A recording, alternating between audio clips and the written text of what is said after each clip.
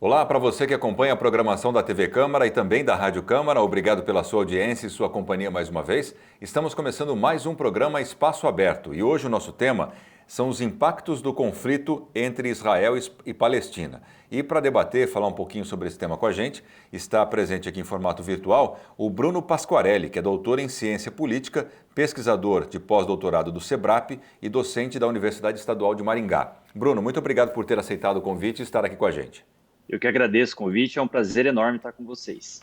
Bruno, para a gente começar esse nosso bate-papo, recentemente, né, se a gente pensar de uma maneira histórica, começou uma outra guerra que é a Rússia e a Ucrânia, que teve vários impactos no mundo inteiro, principalmente no Brasil também, né?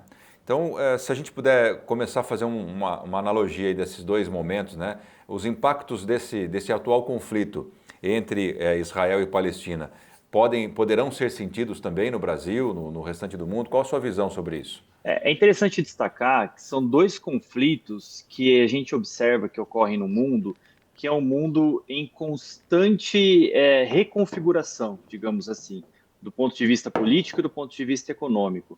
Do ponto de vista político, a gente não tem mais, por exemplo, os Estados Unidos como a grande potência mundial. Nós temos China, a própria Rússia politicamente e outros países. Economicamente também a gente está numa mesma situação.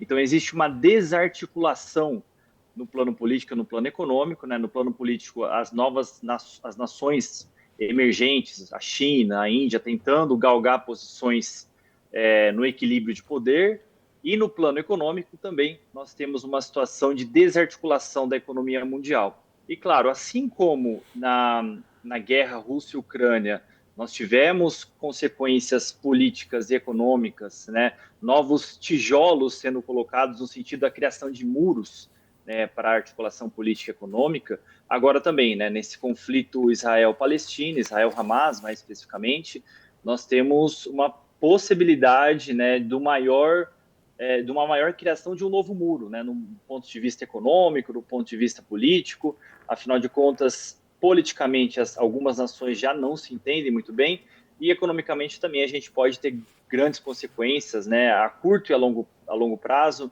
mas principalmente a longo prazo, pensando, por exemplo, no preço do petróleo, né, pensando ali até em aumento de taxa de juros, né, no plano interno. Então, sim, tem consequências também no plano interno de cada país, porque hoje em dia, cada vez mais, as guerras são guerras totais, que envolvem todos os elementos da nossa vida, né, desde elementos sociais até elementos políticos e econômicos. Quando você fala de muros, Bruno, para a gente entender um pouquinho melhor, seriam muros que vão fechar aqueles países envolvidos no conflito ou não? As outras potências, como você citou aí, também estão envolvidas nessa divisão? Então, quando eu falo em muros, é mais do ponto de vista figurativo, digamos assim, né? Não temos nenhuma estrutura concreta montada em muros, mas realmente do ponto de vista do diálogo, né? A gente observa cada vez mais nos últimos anos o fracasso tanto de países quanto de instituições multilaterais, como a própria ONU, no sentido de articular um diálogo, posições mais convergentes entre os países, né? Se a gente for olhar no histórico, na década de 90, a gente tinha realmente um mundo mais voltado para a articulação. Até na década de 90 houve quase uma tentativa de resolução de paz ali do acordo Israel-Palestina, dos países, né, entre Israel e Palestina. Agora não, a gente vê cada vez mais os muros no sentido do não diálogo sendo construídos, né, politicamente e economicamente também. Os países se protegendo mais economicamente, mas principalmente no plano da política, né? As tentativas do diálogo realmente estão cada vez mais distantes nesse sentido. Não, com certeza, eu acho que eu vou até me expressar melhor aqui. Mas esses muros, claro, no sentido figurativo, cerceando só ali entre eles, é o muro entre Palestina e Israel, ou outras nações que se envolvem e acabam tomando lado. Por exemplo, aqui, né, até uma próxima pergunta, os efeitos desse conflito com a entrada de Irã, Hezbollah, Arábia Saudita, e aí esses muros eles vão se ampliando, né, não só naquela região do conflito, isso que eu quis dizer, Bruno. Sim, com certeza, né? A gente tem o muro da região da faixa de Gaza, né? Cercas que ali que separam, né, a região do conflito. Mas com a entrada se houver a entrada desses novos elementos, desses novos países, o que eu acho realmente que agora eu não vejo como uma possibilidade, por exemplo, de países especificamente entrarem no conflito. É claro que se o conflito aumentar, se a gente vê uma maior possibilidade, por exemplo, do Hezbollah entrando nesse conflito. O Hezbollah que não está ligado completamente ao Líbano, né? O Hezbollah que é um grupo dentro do Líbano, mas que é financiado pelo Irã. Então, o Irã ele financia, por exemplo, grupos como Hamas, como Hezbollah, para não entrar diretamente no conflito. Isso, historicamente, o Irã faz em várias regiões, né? Fez no Iêmen também, ele está envolvido com a Síria. Então, a gente tem ali eu não vejo os países entrando diretamente no momento atual nesse conflito. Eu acho que não é do interesse de ninguém, nem dos Estados Unidos entrarem diretamente no conflito, nem do próprio Irã. Porque se porventura o Irã entrar nesse conflito de uma maneira direta, aí nós poderíamos ter uma guerra de grandes proporções mundiais, né? Um conflito humanitário com consequências humanitárias muito grandes, porque realmente o Irã ele tem um grande poderio no seu exército, né? Que rivaliza, em certa maneira, com o exército de Israel. E isso pode gerar grandes consequências catastróficas para a humanidade como um todo, com a entrada de novos atores estatais, especificamente no conflito. Perfeito, Bruno. Agora você até citou superficialmente essa questão, mas o local do conflito está muito próximo dos exportadores de petróleo, dos maiores produtores mundiais de petróleo, né? Eu acho que essa é a primeira consequência. Qual é o ponto de vista em cima do petróleo? Já houve uma alteração, tem dados aqui de alteração já logo no começo do mês de outubro, né? Mas quais são as expectativas disso aqui para o país, Bruno? Olha, economicamente falando, né, para o Brasil como um todo, então a gente tem, por exemplo, alguns países tentando segurar o preço do petróleo artificialmente, né, como a própria Arábia Saudita. A gente tem no histórico de todos os conflitos no Oriente Médio um aumento dos preços do petróleo, né, como a crise, por exemplo, de 1973, né, e isso gera consequências para o aumento dos preços dos produtos em geral, no caso, por exemplo, do Brasil, né, a gente tem como grande consequência esse fato. Mas é necessário também ressaltar que não somente o preço do petróleo pode causar um aumento de preço aqui da gasolina e de outros produtos no Brasil. O Brasil ele tem um grande comércio tanto com Israel quanto com os países árabes em geral e também com a Palestina. O Brasil, por exemplo, ele importa fertilizantes de Israel, e a gente sabe que alguns fertilizantes usam o petróleo como forma de obter o seu produto. Isso pode aumentar o preço dos fertilizantes e pode, então, consequentemente, aumentar o preço de produtos básicos da agricultura. E a própria logística, né? O Brasil é um grande exportador de produtos para o mundo árabe, para palestinos, para a Arábia Saudita em geral, e com o aumento do conflito, a gente pode ter uma diminuição das possibilidades de armazenamento e logística desses produtos, o que faz aumentar os preços e gera consequências também para exportações brasileiras em geral. E um outro ponto a destacar na questão econômica, a gente tem, por exemplo, os Estados Unidos entrando mais especificamente, indiretamente na guerra, né? Mas os Estados Unidos com prevendo um grande orçamento de gastos públicos para a questão da guerra. Isso aumenta, obviamente, o componente militar, isso gera uma capacidade de menor investimento, porque você aumenta o gasto público, isso gera uma capacidade de menor investimento, isso gera também um aumento exponencial das taxas de juros, isso no plano dos Estados Unidos. E, consequentemente, isso pode gerar também consequências para o Brasil especificamente, né? Afinal de contas, quando a gente aumenta as taxas de juros nos Estados Unidos, isso pode trazer consequências para o Brasil também na questão dos investimentos, de aumento da taxa de juros. Então, a gente tem realmente um grande problema, né, econômico que já vem ali se arrastando desde a crise de 2008, passando pela pandemia, chegando até a guerra Rússia-Ucrânia e agora, finalmente, no conflito Israel-Palestina, que vai trazer consequências, sim, a curto e a longo prazo para todos os países e também o Brasil. Muito bem, Bruno. O Brasil agora está na presidência do Conselho de Segurança da ONU, a Organização das Nações Unidas, né? De alguma forma, isso implica alguma responsabilidade para o nosso país, para o Brasil, alguma influência nesse conflito? A gente já até viu o presidente Lula tentando intermediar, buscando de alguma forma diálogos de paz, mas existe alguma influência real nisso? Olha, o Brasil ele assumiu a presidência, só para que todos entendam, né? A presidência é rotativa, então nesse mês de outubro o Brasil ele preside o Conselho de Segurança e é uma forma de você mediar, né, os países que estão ali, que fazem parte do Conselho de Segurança. Né? A gente tem 5 membros permanentes que têm o poder de veto e mais 12 membros, 15, desculpa, 10 membros rotativos, né? Então, nós temos ali, como consequência, o Brasil atuando, de certa maneira, para tentar articular uma resolução que desse conta, principalmente daqueles países que têm o chamado poder de veto, né, que são 5 membros permanentes do Conselho de Segurança. Então, ele acaba tendo um poder muito interessante na articulação.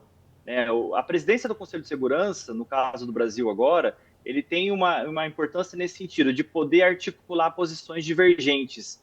Mas realmente, como peso, né, um peso internacional, o Brasil realmente ainda não tem como um peso das grandes potências, como o caso da China, Estados Unidos, Rússia, Reino Unido e França, que são os membros ali do Conselho Permanente, Conselho de Segurança Permanente, né? Então ele pode, de certa maneira, influenciar, mas que ele não tem realmente um grande poder, o Brasil não tem, né? Mas o Brasil, tradicionalmente, ele é muito bem visto na sua diplomacia, na sua articulação de posições. Ele tem atuado partindo dos seus pressupostos históricos, né, de tentar uma solução de 2 estados, de tentar realmente fazer uma mediação. O Brasil, historicamente, sempre foi muito reconhecido para isso. Mas, claro que, politicamente falando, ainda o país carece, né, de uma maior influência no plano internacional. Ô Bruno, nos últimos anos, né, a gente viveu um fenômeno aqui no país que não era visto tão fortemente como foi, que foi a polarização política. Né? Sempre teve os grupos defendendo o seu político, mas nos últimos anos isso se polarizou demais entre direita e esquerda, né? De uma forma que nunca havia sido vista, pelo menos na história moderna. Agora, desse modo, né, com essa polarização que a gente tem aqui no Brasil, já é possível também ver reflexos nos apoios das pessoas a esse conflito que a gente está tratando aqui. Por que é tão sutil essa escolha, Bruno? Eu queria que você explicasse um pouquinho. A gente até ouve muitos argumentos para o Hamas estar atacando, mas tem gente que defende Israel e assim vai. Essa polarização também virou para a guerra. Explica um pouquinho para a gente essa dificuldade, quais são os parâmetros para que as pessoas possam definir um lado ou não, ou ficar neutro, como é o caso do Brasil. É interessante destacar, né, que qualquer solução que leve à paz efetiva dos dois países, das duas populações, Israel de um lado e palestinos de outro, requer o reconhecimento de que o outro lado existe e que é importante. Então, se Israel não reconhece a Palestina como Estado, se a Palestina, por meio do Hamas especificamente, não reconhece Israel como Estado, a gente tem um grande problema. A gente não vai conseguir chegar em uma solução de 2 estados, que é a solução realmente que muitos defendem, que o Brasil defende, que muitos países especificamente têm defendido. Infelizmente, a gente está muito longe dessa solução por conta de radicalismos. Então, nós temos um radicalismo do lado do Hamas, né, que é um grupo com ações terroristas, e nós temos o radicalismo por parte também do Estado de Israel nos últimos anos. Né, o Israel que é governado pelo Netanyahu, que é de uma ala da extrema-direita. E aí o que acontece? Alguns brasileiros e o mundo em geral também acabam se deixando levar por influências políticas, né? É claro que a defesa do Estado de Israel ela é legítima, ela é importante, mas assim como a defesa do Estado da Palestina, né? O problema é quando realmente essas percepções políticas, tanto da esquerda quanto da direita, acabam se valendo de um radicalismo, né, de ambos os lados para tentar eliminar o outro. Né? Quando a gente fala em eliminação, quando fala em não reconhecimento do outro, isso gera um grande problema para o plano político, né? Para o plano de uma tentativa de uma solução, de um diálogo de paz. Então, realmente, quando a gente não, como brasileiros em geral, né, como analistas, nós temos que enfatizar o papel da paz nesse conflito, de uma tentativa de mediação, porque radicalismos, realmente, quando você pensa em eliminar o outro, isso não gera nada, isso traz como consequências realmente humanitárias desastrosas, que é o que a gente está vendo agora. Primeiro, em relação ao lado de Israel, né, quando o Hamas invade e mata, né, mais de 1.000 pessoas israelenses, né, consequências humanitárias desastrosas para o lado de Israel, e agora, pós entrada de Israel na guerra, né, especificamente, né, a gente tem também uma catástrofe humanitária, Israel atacando, por exemplo, algumas posições da própria região sul da faixa de Gaza. Então, Israel diz que é para os palestinos evacuarem a parte norte, mas ao mesmo tempo ele ataca a parte sul. Né? Então, realmente é uma atitude desmedida por parte do Estado de Israel, muito violenta, muito extremista, e isso gera consequências humanitárias como um todo. Ô Bruno, para a gente caminhar para o final aqui, você citou também logo no começo a questão dos Estados Unidos, já não ser aquela potência, mas a gente tem isso ainda na mente, né? Principalmente pelas obras de Hollywood que a gente foi acostumado a assistir, né? Que a potência militar é os Estados Unidos. Qual é a posição dos Estados Unidos nesse conflito especificamente e se por trás disso há algum interesse na posição dos Estados Unidos? Olha, essa é uma questão muito importante, né? Toda guerra envolve vários interesses internacionais, né, geopolíticos, mas também domésticos. Então, nós não podemos compreender a entrada dos Estados Unidos da guerra sem inserir a disputa eleitoral que vai ocorrer no ano que vem, né, 2024, pela Casa Branca, né, pela presidência dos Estados Unidos.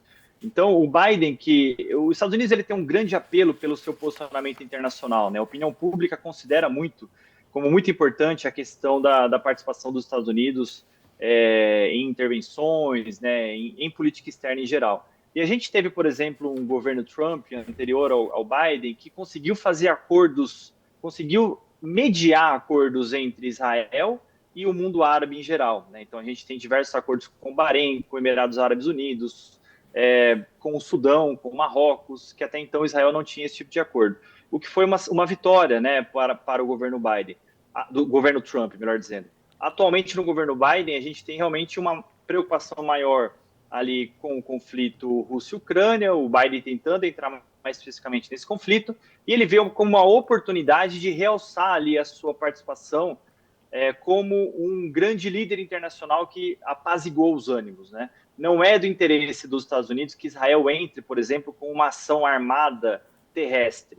Eu não vejo isso como um grande interesse, porque isso traria consequências para geopoliticamente, né, para o plano interno também, para o próprio Estados Unidos. Então, realmente, o Biden tem um grande interesse, né, que é o interesse da sua reeleição em 2024, e ele está tentando, justamente em conjunto com Israel, barrar algum tipo de ação mais pela via terrestre que gere consequências ainda mais desastrosas, né, para um processo de paz. Porque a grande pergunta que fica e que o Biden deve ter feito para o Netanyahu é a seguinte, né, tá? Se vocês entrarem no território da faixa de Gaza, primeiro, vocês não vão acabar com o grupo terrorista Hamas, porque para desarticular um grupo terrorista, para finalizar com o grupo terrorista, é praticamente impossível. Em segundo lugar, o que vocês vão fazer ao entrarem lá? Né? Quais serão as consequências políticas para aquela região? A gente viu nos Estados Unidos o que aconteceu no Afeganistão. Né? Ficou anos e anos e o Talibã voltou. Né? Como uma organização terrorista também. Então esse é o grande problema, né? Que provavelmente o Joe Biden deve ter questionado o Netanyahu, né? Quais serão as consequências dessa entrada pela via terrestre ali para o futuro. E isso traz consequências também para o próprio Estados Unidos, para o próprio Biden na corrida eleitoral em 2024. Então, não adianta separar uma guerra do seu elemento interno.